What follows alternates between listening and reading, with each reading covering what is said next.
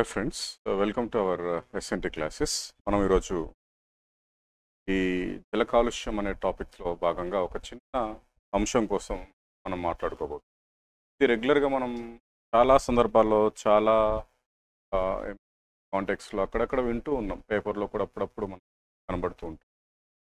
ఏంటంటే యూట్రిఫికేషన్. ప్రశ్న ఏ విధంగా అడిగే అవకాశం ఉందో ఒకసారి చూడండి. యూట్రిఫికేషన్ సంబంధించి క్రింది అంశాలను పరిశీలించండి. Consider the following statement. Consider the following statements regarding eutrophication. కింది అంశాలను పరిశీలించండి. ఇది నిలకడగల జలవనరులకు మాత్రం పరిమితం. ఏమని చెప్పాడండి? నిలకడగల జలవనరులకు మాత్రమే.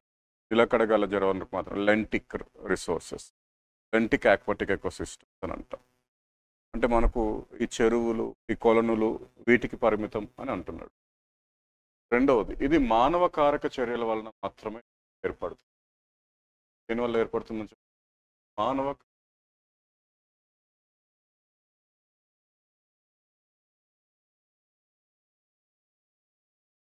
మానవ కారక చర్యల వల్ల మాత్రం ఏర్పడుతుంది. దీనివలన విలీన ఆక్సిజన్ తగ్గి బిఓడి పెరుగుతుంది, బయోలాజికల్. సో ఇది డిజాల్వ్డ్ ఆక్సిజన్ కంటెంట్ తగ్గిస్తుందని బిఓడిని పెరుగుతుంది చెప్తున్నాడు. యూట్రిఫికేషన్ జరిగిన జల ఆవరణ వ్యవస్థ ఎప్పటికీ తన పూర్వస్థితికి వెళ్ళలేదు. You can't reclamation of the lake. దాన్ని పాత స్థితికి తీసుకెళ్ళలేము అని అంటున్నాడు. దీన్ని రీక్లెయిమ్ చేయలేము అని అంటున్నాడు. సో దీంట్లో సరైన వాటిని గుర్తు అన్య 2, 3, 4, 1, 3 మరియు 4 అని అడిగాడు. రైట్. ఈ టాపిక్ సంబంధించి ఒక 5 minutes డిస్కస్ చేసి తర్వాత ఆన్సర్ ఏంటో ఒకసారి చూద్దాం. మీరు కూడా మీకు అర్థమై ఉంటుంది ఆన్సర్ ఏదనేది. వీలున్నంత వరకు ప్రయత్నించండి, తొందరపడద్దు. Eutrophication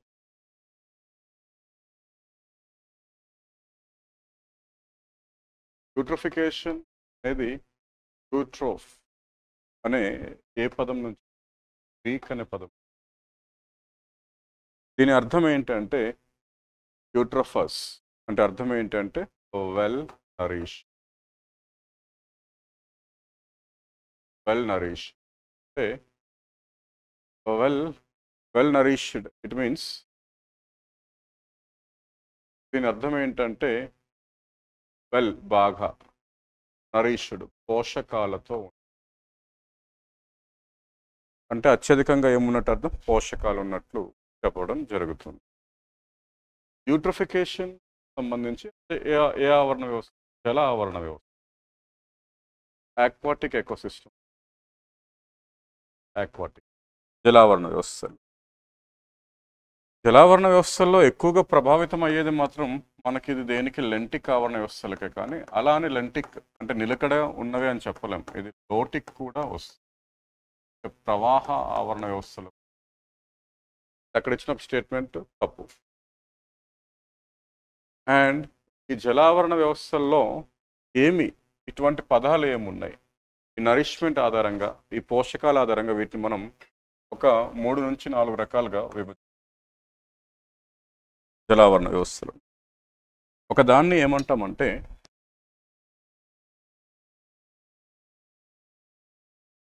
ఒలిగోట్రోఫిక్, మీసోట్రోఫిక్, eutrophic, డైస్ట్రోఫిక్ are హైపరోస్ట్రోఫిక్. సో ఈ చెరువుల్లో ఉన్న పోషకాలు, ఈ జలావరణ వ్యవస్థలో ఉన్న పోషకాల యొక్క రేటును ఆధారంగా మనం ఎన్ని రకాలుగా విభజించవచ్చు అంటే 4 రకాలుగా విభజించవచ్చు.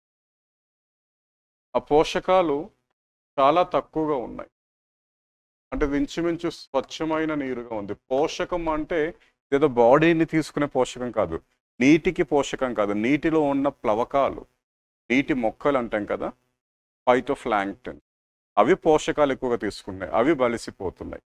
అని యూట్రిఫికేషన్ అని అంటాం. ఓకే, సరే యూట్రిఫికేషన్ డెఫినేషన్ వెళ్దాం, అది వివరణకు వెళ్దాం. ఆ పోషకాలు తక్కువగా ఉండి నీటిలో వాటి కంటెంట్ తక్కువగా ఉండడం ద్వారా కొంత స్వచ్ఛమైన నీరు ఉండే అవకాశం ఉంది. దాన్ని ఏమంటున్నామంటే ఒలిగోట్రోఫిక్ అని అంటాం. అంటే మనకి ఇలా అడగొచ్చు, ఎలా అడగొచ్చు? కొత్తగా ఒక బావిని త్రవ్వటం జరిగింది. ఏదైనా పంట పొలాల్లో కానీ, లేదా ఏదైనా ఈ నదీ ఆధారిత ప్రాజెక్టుల్లో భాగంగా కొత్తగా ఒక సరస్సును ఎక్కడో గొలుసుకట్టు సరస్సులో ఒక సరస్సును తవ్వటం జరిగింది. ఒక కొలనును ఏర్పాటు చేయటం జరిగింది. ఇట్లా నూతనంగా ఏర్పాటు చేస్తున్న చెరువులు, బావులు, కొలనులు, రిజర్వాయర్లు వాటిలో పోషకాలు అప్పుడే కొత్తగా సృష్టించబడవు, నెమ్మది నెమ్మదిగా చేరుతుంది. అట్లా కొత్తగా ఏర్పరిచిన ఆ జలావరణ వ్యవస్థల యొక్క స్థితిని ఏమంటాం? ఒలిగో. స్వచ్ఛమైన నీరు ఎక్కువగా ఉండే అవకాశం ఉంది. మీసోట్రోఫిక్ అంటే మీసో అనే పదం మీసోస్పియర్ మధ్యావరణం.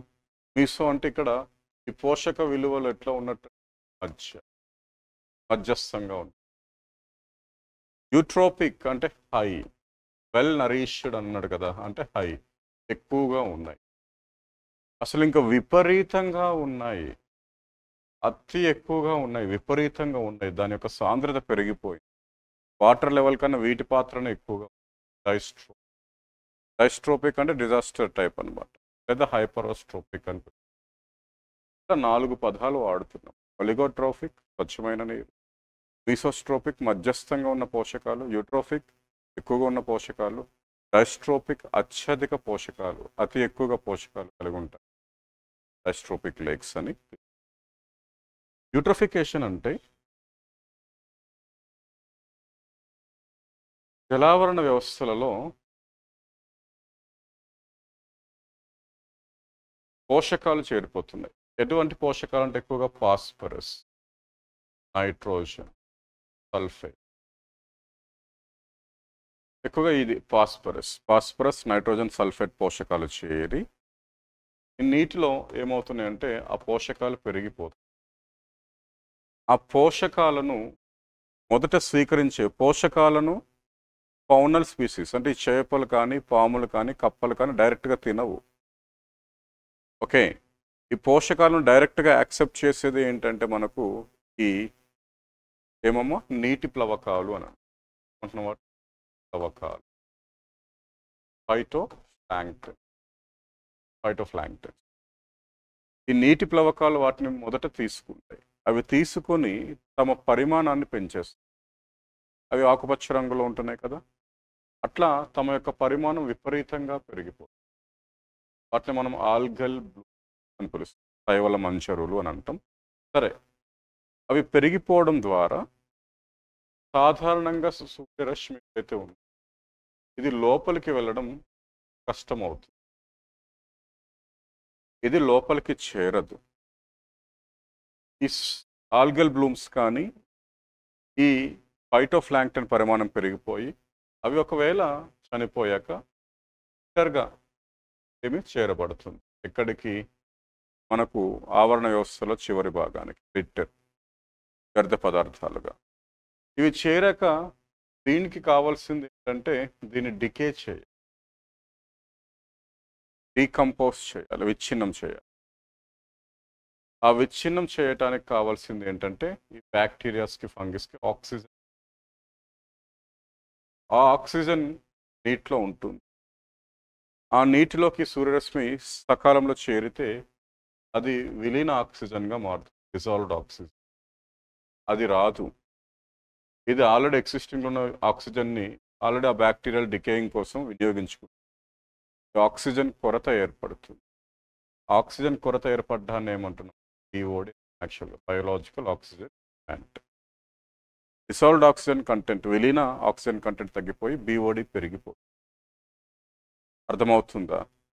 ఆ పెరిగిపోవడం ద్వారా, BOD పెరిగిపోవడం ద్వారా ఏంటంటే ఆక్సిజన్ కొరత ఏర్పడి లోపల ఉన్న జలచరాలు ఏవైతే ప్లాంక్టన్, ముఖ్యంగా మనకు ఏమి బెంథోస్ కానీ లేదా ఈ ఫిషెస్ కానీ ఇలాంటివన్నీ చనిపోతుంది.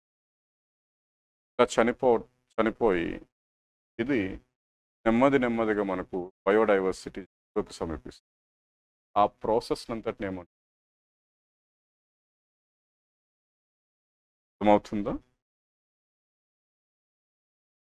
ఇగోండి, eutrophication is the excessive nutrient enrichment of water leading to algal blooms and ecological balance.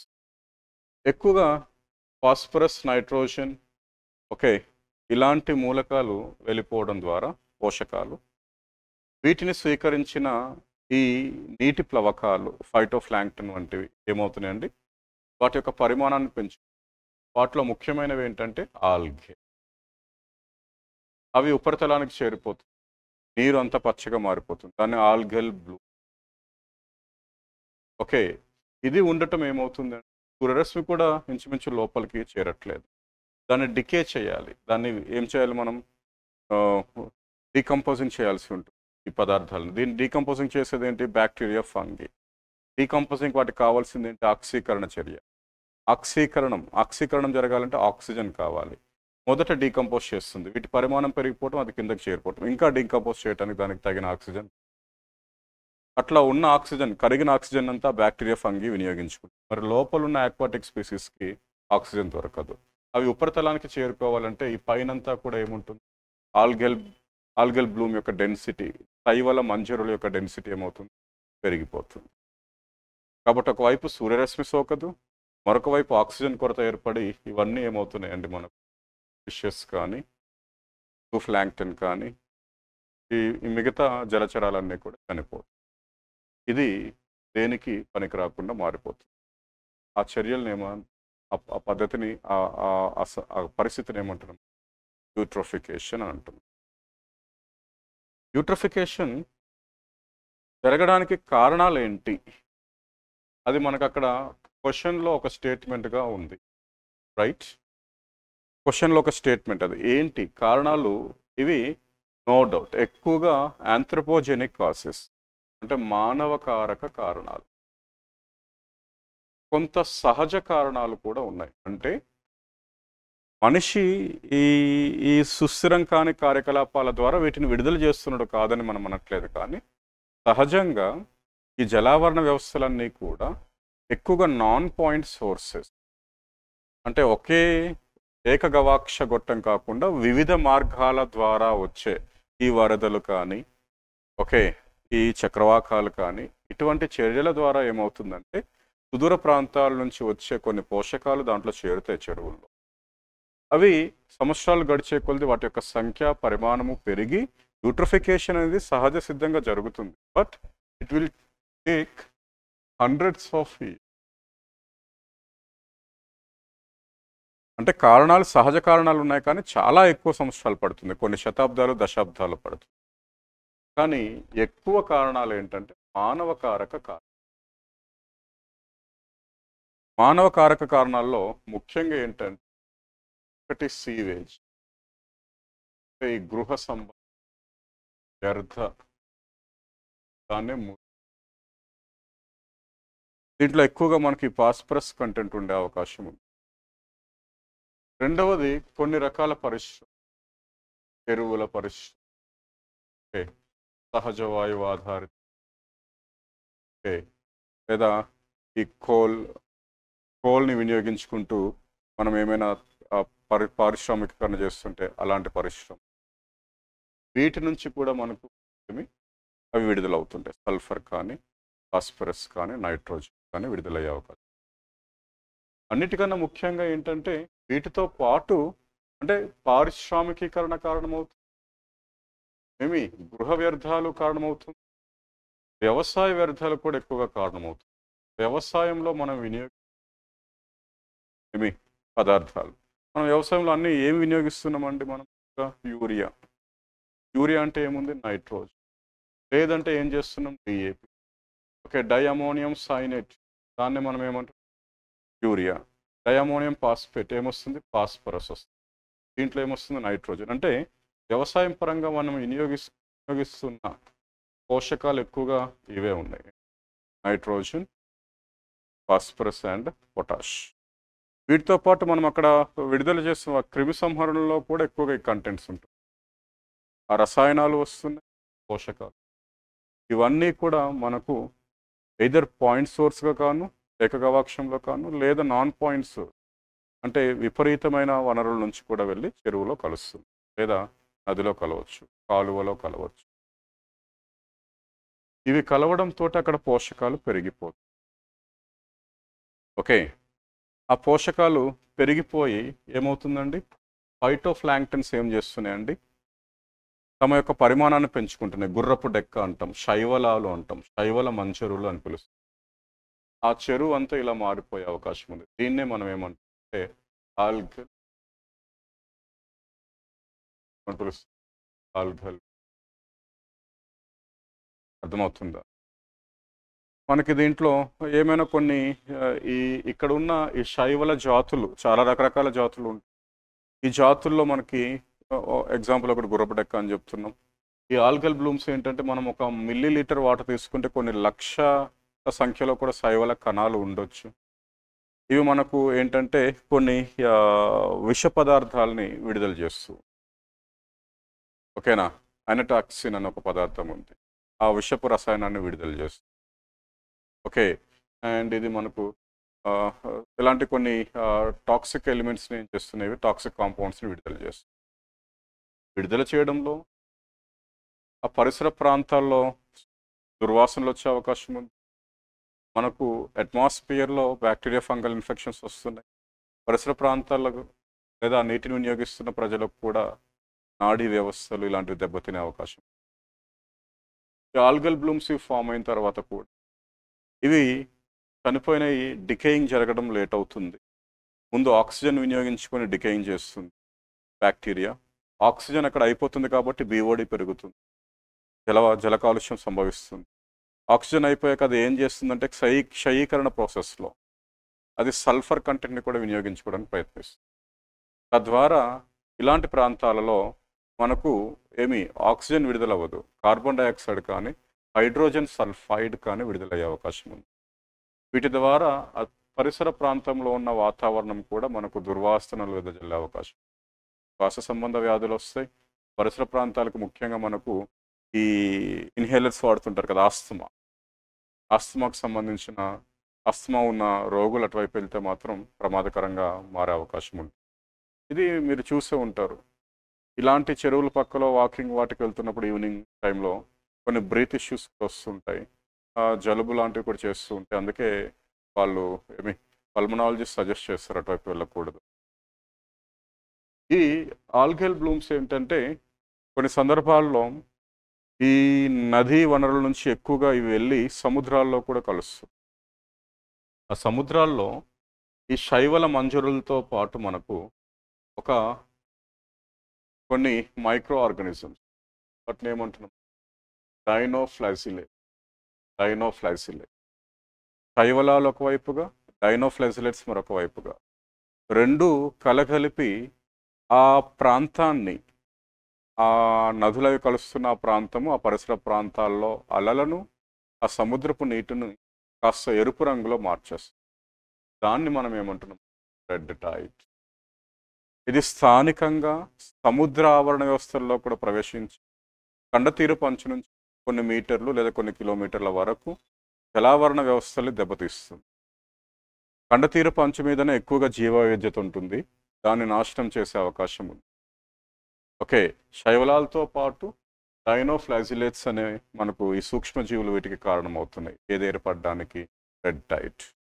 Algal blooms పూర్తిగా రెడ్ టైడ్ కానీ, ఆల్గల్ బ్లూమ్స్ కానీ, శైవల మంజరులు కానీ ఎక్కువ శాతం అవి శైవల మంజరులు అయితే ఎక్కువగా పచ్చ రంగులో ఉంటే, ఇది ఎరుపు రంగులో ఉంటుంది. కానీ ఇదే రంగులో ఉండాలని రూల్ ఏం లేదు. గోధుమ రంగులో ఉండొచ్చు, బ్రౌన్ రంగులో ఉండొచ్చు, రెడ్ రంగులో ఉండొచ్చు. ఇది ఎక్కువగా ఎరుపు రంగులో ఉంటుంది. ఆల్గల్ బ్లూమ్స్ అనేవి ఎక్కువగా ఏ రంగులో ఉండే అవకాశం ఉంది, అది పచ్చ రంగులో ఉండే అవకాశం ఉంటుంది. ఓకే, యూట్రోఫికేషన్ని నివారించగలమా అంటే నివారించవచ్చు. ఓకే, ఎలా అంటే సాధారణంగా ఈ ఫాస్ఫరస్ ఈ కంటెంట్ ఏదైతే ఉందో వీటిని అవక్షేపణం చెందించు. ఫాస్ఫరస్ని కానీ నైట్రోజన్ని కానీ ఇవి ఫర్ ఎగ్జాంపుల్ గృహాల నుంచి వెళ్తున్న వ్యర్థ నీరు ఏదైతే ఉందో వీటిని కొన్ని అవి ఏదో నది కానీ చెరువులో కలిసే ప్రాంతాలలో కొన్ని కండెన్సర్స్ని కానీ కొన్ని కంటైనర్స్ని కానీ వాడి వాటిలో ఈ సున్నము, ఓకే, ఇలాంటి కొన్ని పదార్థాలు ఉన్నాయి, రసాయనాలు, వాటిని వినియోగించుకోవడం ద్వారా ఈ ఫాస్ఫేట్స్, ఈ నైట్రోజన్ వంటివి అవక్షేపణం చెందించబడతాయి. సెడిమెంటేషన్ జరుగుతుంది ఆ కంటైనర్స్ లోపలికి, అంటే అడుగు భాగంలోని. అట్లా గృహ వ్యర్థాల నుంచి మనం తొలగించే అవకాశం ఉంది. పారిశ్రామిక ప్రాంతాల్లో కూడా ఇదే రకపు పద్ధతిని కానీ కొత్తగా పిఆర్ఓటి అనే ఒక టెక్నాలజీని కనుక్కున్నారు. అటువంటి వాటిని వినియోగించి ఈ పోషకాలను అక్కడ అవక్షేపణం చెందించు. ఒక వ్యవసాయ ప్రాంతాల నుంచి వస్తున్న వాటికి ఏం చేయాల్సి ఉంటుంది అంటే వ్యవసాయ పద్ధతుల్లో మార్పులు ఇవ్వాల్సి ఉంటుంది. సేంద్రియ వ్యవసాయ పద్ధతులు, సుస్థిర వ్యవసాయ పద్ధతులు, వీలున్నంత వరకు ఈ కృత్రిమ ఎరువుల యొక్క వాడకం తొలగించటం.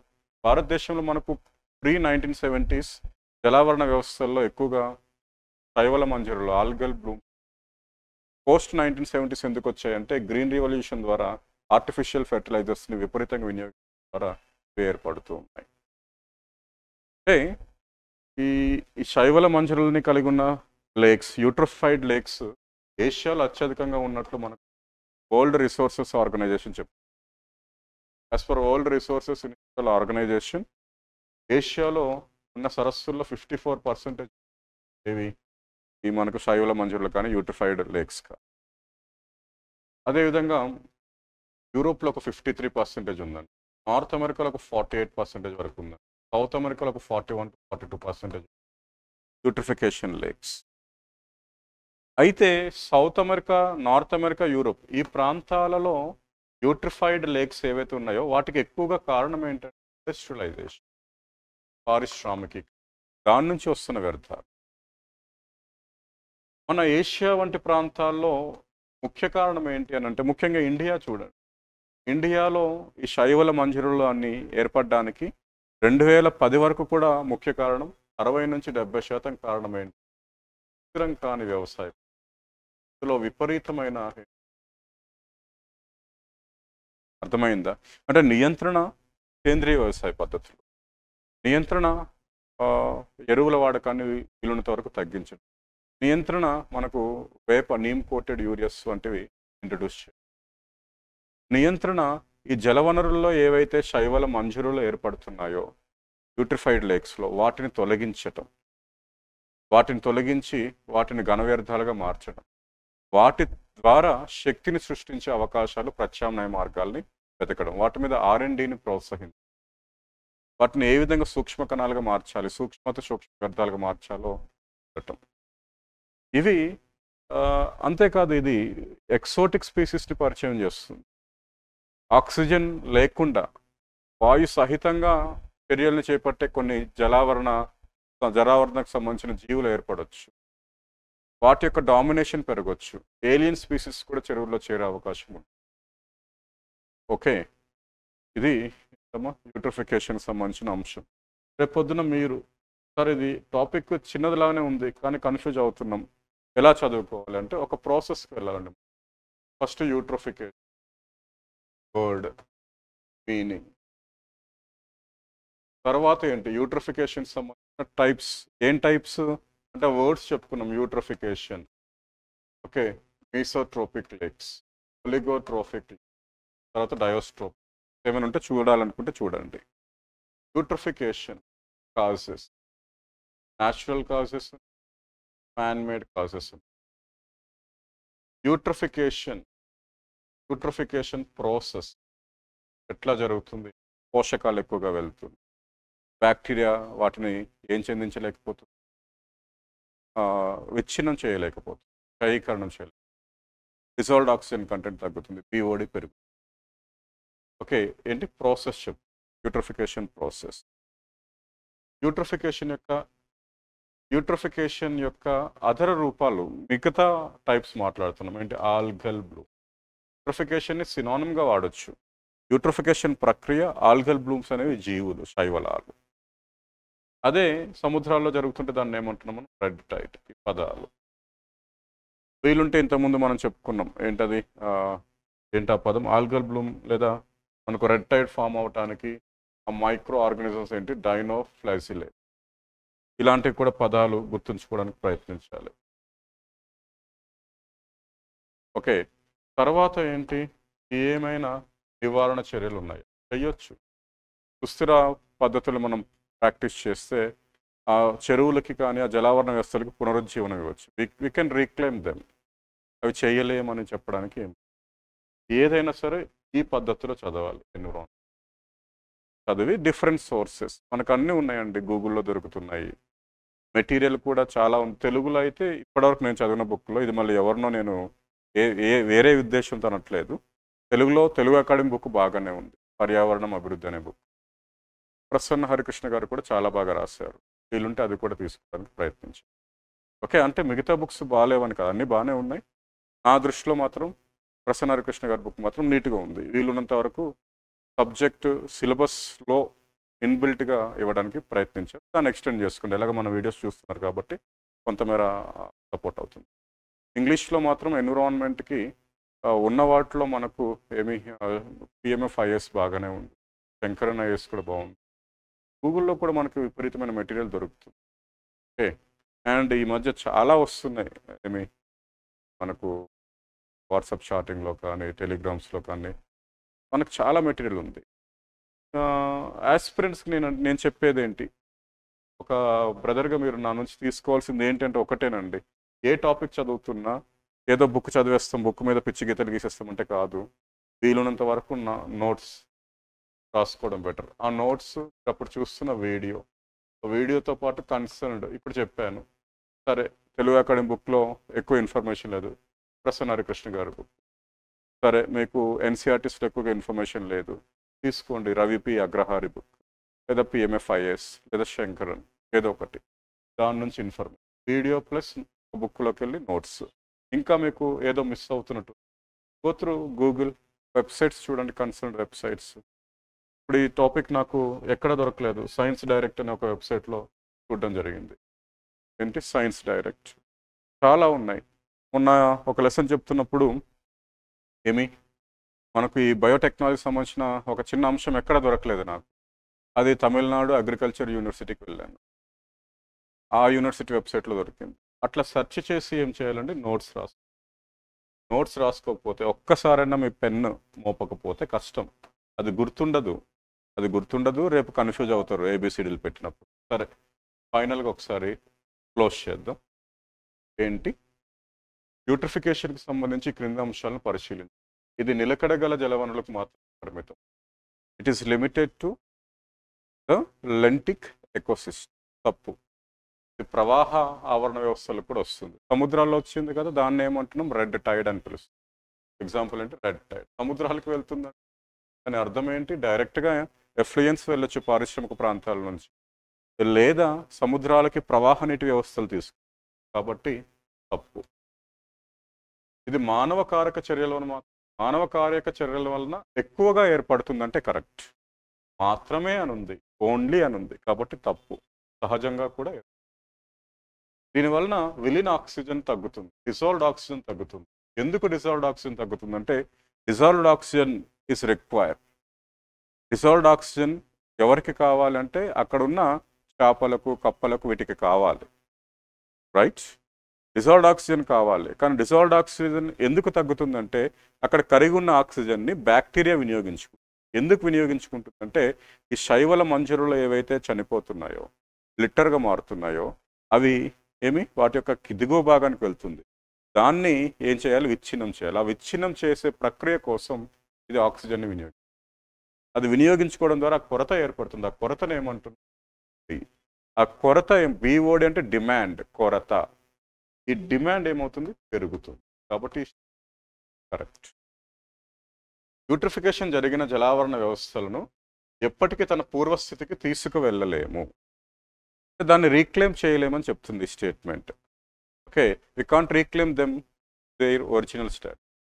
చెయ్యొచ్చు, అది కష్టమైన పని, చాలా కష్టమైన పని, కానీ we can reclaim them, we can rejuvenate them. వాటిని మనం పునరుజ్జీవనం ఇవ్వచ్చు, వాటికి పాత స్థితికి తీసుకెళ్ళవచ్చు, కానీ తక్కువ శాతం అవకాశం ఉంటుంది. ఎందుకంటే ఇది సమాజం అంతా కూడా సుస్థిరం వైపు మళ్తే తప్ప అది జరగదు. కానీ చెయ్యొచ్చు స్టేట్మెంట్ మీరు తప్పే ఇది. అంటే చేయలేము కదా అని ఫిక్స్ అయిపోకండి. చేయగలము కానీ చెయ్యట్లేదు. గ్లోబల్ వార్మింగ్ని ప్రివెంట్ చేయగలము కానీ చేయలేకపోతున్నాం. యాసిడ్ రైన్స్ని ప్రివెంట్ చేయగలము, కానీ చేయలేకపోతున్నాం. సునామీని ఆపలేము. సునామీ యొక్క ప్రభావాలను తగ్గించగలం. మీకు అర్థమవుతుందా? అలాగే వీటిని రీక్లెయిమ్ చేయగలము, కానీ చేయలేకపోతున్నాం. అర్థమైందా? స్టేట్మెంట్ కూడా తప్పు. కాబట్టి ఆన్సర్ ఏంటి? B one. ఓకేనా? నేను గ్రూప్ 2 ఆస్పిరెంట్స్కి ముందు నుంచి చెప్తున్నానండి, ఇది ఎస్ఎన్టీ అనేది కొత్తగా వచ్చిన టాపిక్. లాస్ట్ గ్రూప్ 1 ప్రిలిమ్స్ బట్టి చూస్తే కనుక డైనమిక్స్ అడుగుతున్నాడు, కానీ డైనమిక్స్ మాత్రమే డిపెండ్ అవ్వకండి. డైనమిక్స్తో పాటు స్టాటిక్ సిలబస్ని కూడా కంప్లీట్ చేసుకోవాలి. ఓకే, మిగతా 3 ఏంటంటే మీరు గత 4 సంవత్సరాలుగా 5 సంవత్సరాలుగా ప్రతి పేపర్లో ఎక్కడో ఒక దగ్గర వాటి యొక్క ఎగ్జాంపుల్స్ అన్నీ ఉంటాయి, అవగాహన ఉంటుంది. కాబట్టి వాటిలో ఎక్కువ మార్క్స్, చాలా ఎక్కువ మార్క్స్ తేవడానికి ప్రయత్నించు. ముఖ్యంగా ఏపీ హిస్టరీ ఉంది, ఇంచుమించు స్టాటిక్కే. డీప్గా చదవండి, రిపీటెడ్గా రివిజన్ చేసి పడేయండి. ఓకే, అప్పుడు ఏమైనా ఎస్ఎన్టీ భవిష్యత్తులో మనకు నెగిటివ్గా ఇది ప్రభావం చూపెడితే కొంత మీకు ఉపశమనం ఉంటుంది. ఓకే, అలాగని మరీ డైనమిక్స్ పూర్తిగా కరెంట్ అఫైర్స్ చదివేసి స్టాటిక్ని వదిలేయకండి. స్టాటిక్ చదవండి, కరెంట్ అఫైర్స్ కూడా చదవండి. ఈ 4గిట్లో కనుక ఏది హిస్టరీ, పాలిటీ, ఎకానమీ, ఎస్ఎన్టీలో నేను అనుకుంటుంది ఏంటంటే కొంచెం అంటే ఆస్పిరెంట్స్కి ఇంతవరకు అది ఒక జనరల్ స్టడీస్ టాపిక్గా ఉంది. ఆస్పిరెంట్స్కి ఇంతకుముందు అదేంటి ఒకవేళ 150 మార్క్స్గా ఉంటుంది, గ్రూప్ 1 మెయిన్స్లో ఉంది, అది కూడా ఎస్ఎన్టీ పార్ట్ ఎక్కువగా ఉంది. ఓకే, అది ఏంటి వాటి యొక్క వివరణ ఇలా లేదు, ఇప్పుడుకున్న సిలబస్లోనే అనలిటికల్ వేలో అది లేదు. కాబట్టి ఇది కొత్త, అందరికీ కొత్త. క్వాలిఫై అయిన 99,000 మందికి కూడా కొత్తగానే ఉంది. కాబట్టి ఆ టెన్షన్ తీసుకోకండి. ఒకరికి కష్టంగా ఉందంటే ఇంకొకరికి కష్టంగా ఉన్నట్టే లెక్క. అర్థమవుతుందా? వీలున్నంత వరకు కరెంట్ అఫైర్స్ కవర్ చేయాలి. అదేవిధంగా మనకు ఏదైతే స్టాటిక్ సిలబస్ ఉందో, ఈ కన్వెన్షనల్ సిలబస్ ఏదైతే ఉందో దాన్ని కూడా పూర్తి చేయడానికి ప్రయత్నించాలి. ఓకేనా? మనది ఒక 1 వీక్లో 4th చాప్టర్ కూడా అయిపోతుందండి. అదే ఆయన నాకు కమిట్మెంట్ ఇచ్చిన ఏమి హెల్త్ కేర్ ఫెసిలిటీస్ అనేది ఉంది, అది ఆయన కంప్లీట్ చేస్తే కనుక నేను ఇమీడియట్గా ఫస్ట్ చాప్టర్లో కొన్ని టాపిక్స్ ఉన్నాయి, వాటి మీద నేను వెళ్తాను. ఇవన్నీ అయిపోయాక కరెంట్ ఇష్యూస్ అప్పుడప్పుడు ఏవైతే ఇంపార్టెంట్ ఉంటున్నాయో అవి అప్లోడ్ చేస్తున్నాము, కానీ అది సరిపోదు నాకు తెలుసు. ఇది కంప్లీట్ అయిపోయాక స్టాటిక్ సిలబస్ వీలున్నంత త్వరగా కంప్లీట్ చేస్తాను. మళ్ళీ నెగిటివ్ కామెంట్స్ పెట్టదు దయచేసి. ఇది కంప్లీట్ అయ్యాక ఖచ్చితంగా మళ్ళీ కరెంట్ అఫైర్స్ మీద వెళ్తాను. అయిపోతుంది, 4th చాప్టర్ అయిపోతుంది. అయిపోయిన వెంటనే ఫస్ట్ చాప్టర్ మీద నేను పడడం జరుగుతుంది. ఓకేనా? Thank you.